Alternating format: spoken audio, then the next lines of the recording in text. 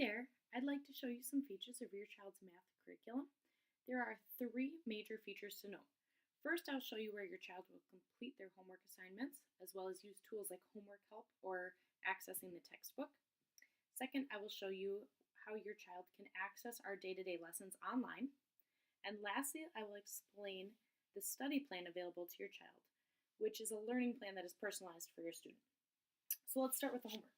First, it's important to note that all of our math curriculum requires internet access. So again, everything I'm going to show you right now requires connectivity to the internet. So that is things like homework, the textbook, homework help, any of that is all required to be on the internet. So on your student's iPad, in their browser, they can go to pearsonrealize.com.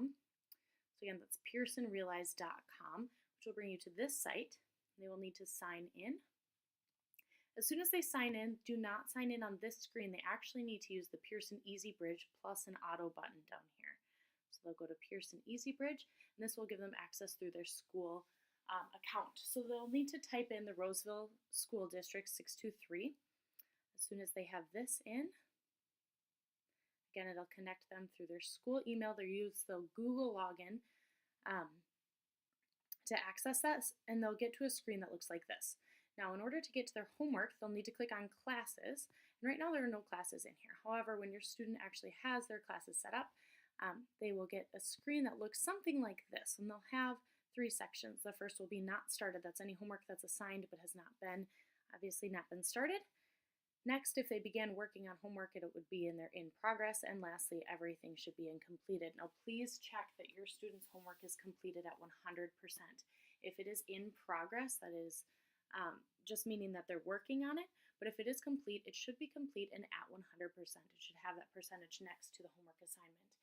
If there is a homework assignment that is not 100% and it is in the completed section, in order to get 100%, they have to go back and they actually have to redo every problem on there to get 100%. And I'll talk a little bit more about that later. But it is really important just to note that this completed section, everything should be 100%.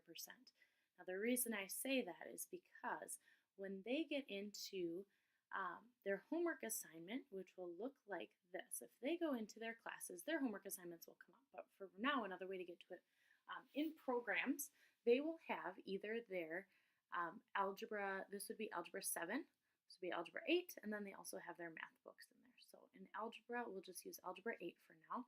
And I'll just pick any homework assignment in here.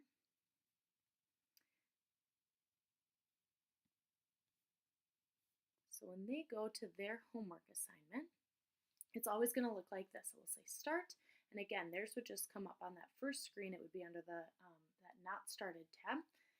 They will start their homework,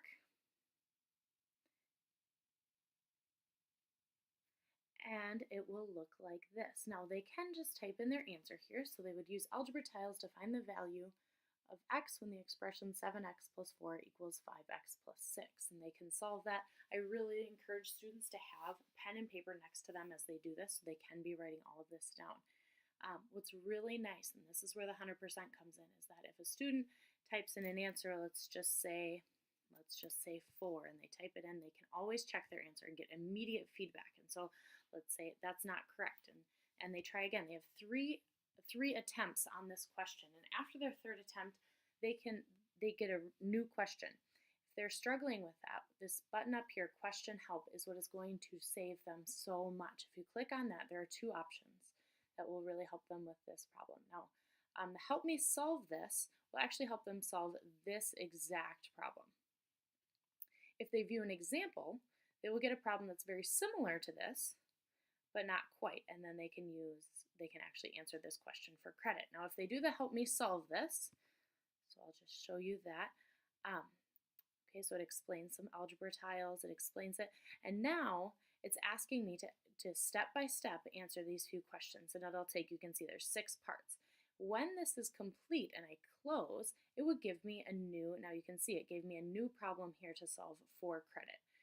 And so the reason that it's so important to be using these is that every student can get 100% on every single homework assignment.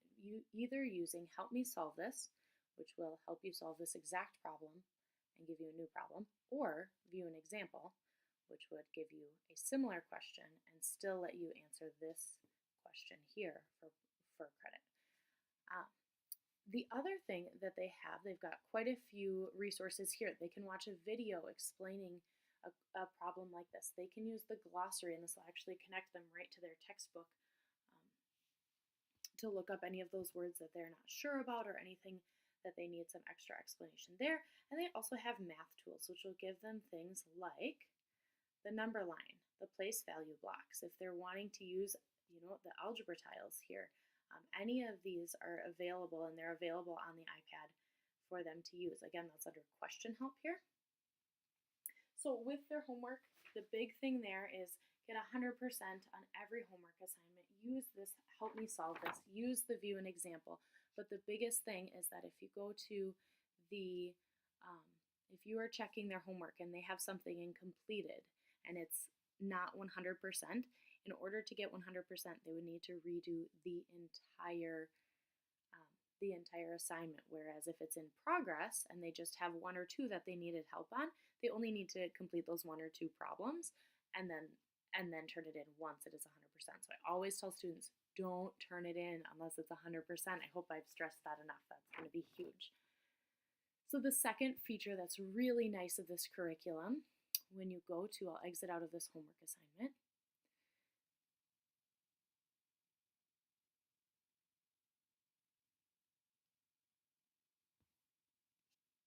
When you go to this page, which is sort of their home page, right? To get to homework, they went to classes.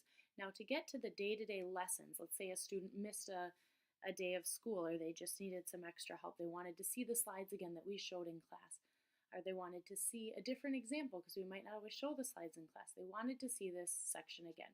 They can go to programs, and in programs they'll have, again, if they're algebra 7, they'll be here. If they're algebra 8, they'll be here. So again, let's use algebra 8. They can click on, let's say they missed Unit D, Topic 8, Section 5.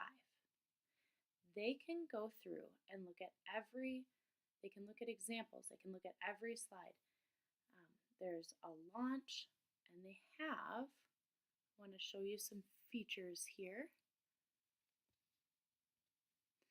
So in the launch, they have the example.